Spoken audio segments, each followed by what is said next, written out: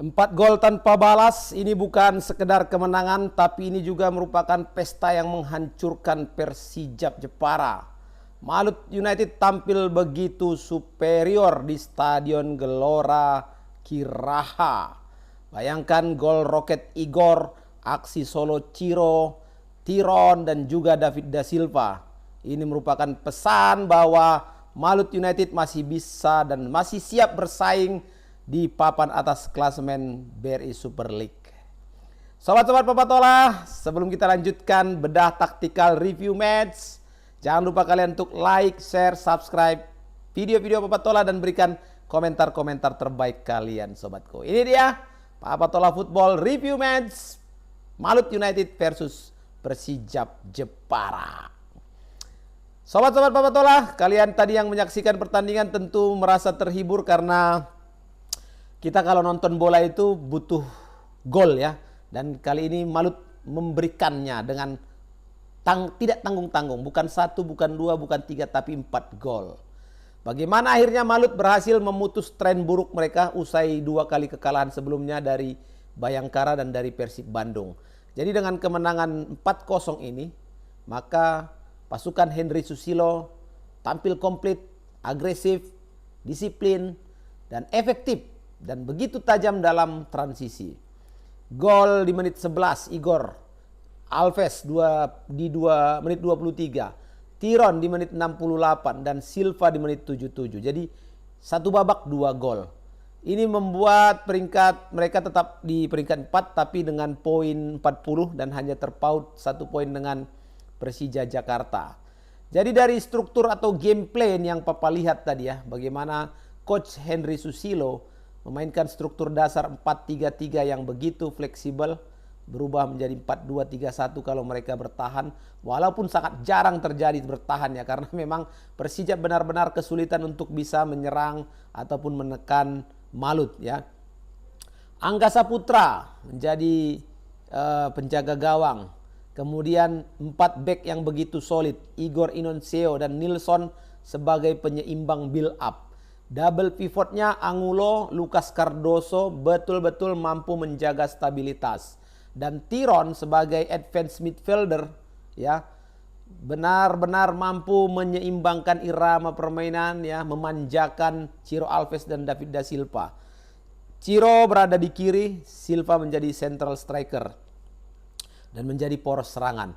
Jadi game plan Malut ini memang benar-benar diterapkan sejak menit pertama, high pressing. 15 menit. Terbukti gol pertama dari Igor di menit 11. Kemudian sepanjang permainan ya, dominasi half space kiri milik Ciro benar-benar dikuasai dengan baik oleh Ciro. Dan switching cepat ke kanan saat Persija overload. Nah, game plan Malut juga mampu mengeksploitasi transisi 4 lawan 2. Nah, Persijap Jepara di bawah asuhan Divaldo Alves ya, memang dia memainkan 4-3-3 tapi defensif. Apa masalah dari Persijap tadi? Build up-nya terlalu lambat. Back sayapnya sering naik tanpa cover ya. Dan transisi bertahannya sangat lemah. Jadi menurut Papatola proses lahirnya 4 gol tadi kalau kita analisa ya. Gol pertama dari Igor. Bagaimana second ball dan long shot killers instinct ya. Bola hasil sapuan back yang tidak di-clear dengan sempurna, Igor membaca bola liar tanpa kontrol, dup, selesai. Nah ini menghancurkan mental awal Persijap ya. Di saat baru permainan baru 10, baru 11 menit terjadi gol. Di mana-mana ini kalau mental nggak kuat bisa down. Nah sementara Malut begitu percaya diri ketika mereka sudah mendapatkan gol ini. Dan kepercayaan diri mereka semakin bertambah sewaktu gol kedua dari Ciro Alves di menit 23. Hanya berselang 10 menit kemudian. Skema isolasi 1 lawan 1 cut inside klasik ya. Winger modern. Umpan terobosan. Ya, Ciro melakukan cut inside. Shooting. Analisanya, Malut sengaja mengisolasi Ciro 1 lawan 1 dengan fullback Persijap. Sehingga terjadi overlap minimal memberi ruang individu. Nah, back Persijap dia tidak mendapat cover dari gelandang. Ini gol taktik ya. Jadi gol Ciro ini gol taktik. Nah, gol ketiga lagi dari Del Pino ya. Ini juga menjadi bukti bahwa Malut unggul sampai dalam detail-detail kecil. Nah, gol keempat David da Silva, kalau kita lihat tadi bagaimana situasi 4 pemain Malut, 2 bek Persijap, cutback yang matang ya. Kemudian bagaimana Tiron mengirimkan umpan ke arah Ciro kemudian keeping lawan terjatuh. Dan dia sebenarnya punya potensi, punya peluang besar sebetulnya kalau dia mau melakukan placing ke gawang. Tapi dia lihat rekannya David belum cetak gol ya. Kasih David aja lah ya. Biar David juga cetak gol hari ini. Dia kasih David. David dia dengan tenang aja, dengan polos, tanpa wajah berdosa dia ceploskan aja bola gol.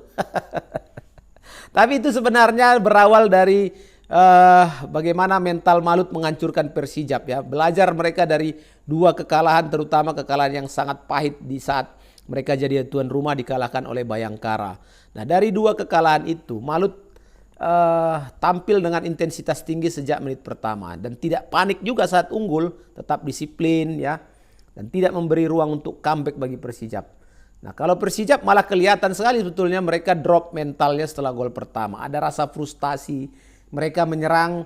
Kalau mereka menyerang 3 orang, hanya 3 itu aja yang terus masuk sampai daerah pertahanan. Nggak ada backup lagi. Sementara transisi bertahannya Malut luar biasa. Ketika 3 ini menyerang, dia tanpa mereka sadari sudah lari juga 5, 6 sampai dengan 7 pemain berada di daerah pertahanan Malut.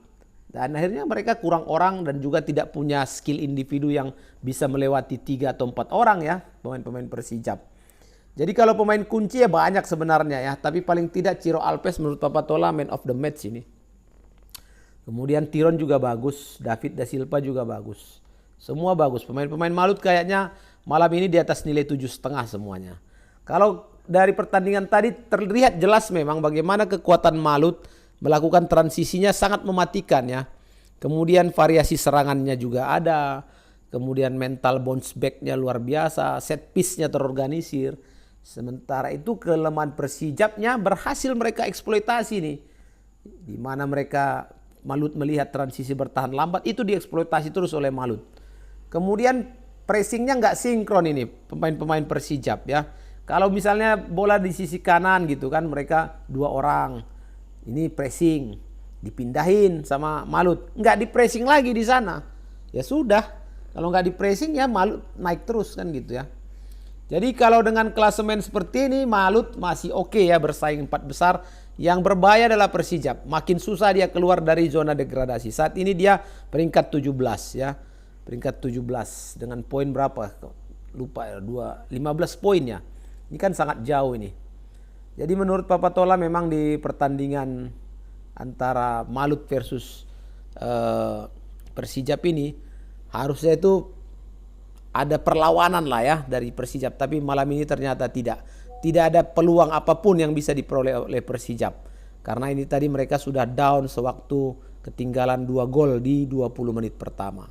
Sobat-sobatku, para pendukung Malut United, Papa ucapkan selamat untuk kalian. Tim kesayangan kalian meraih kemenangan dan masih bisa dan siap bersaing di 4 besar. Dan mudah-mudahan lagi ke depan Malut semakin stabil, apalagi bermain di kandang ya. Jangan sampai terulang lagi kalah seperti lawan Bayangkara kemarin. Terima kasih sobat-sobat. Jangan lupa untuk like, share, subscribe, dan berikan komentar-komentar terbaik kalian di video-video Papatola Football. Sampai jumpa. Assalamualaikum warahmatullahi wabarakatuh.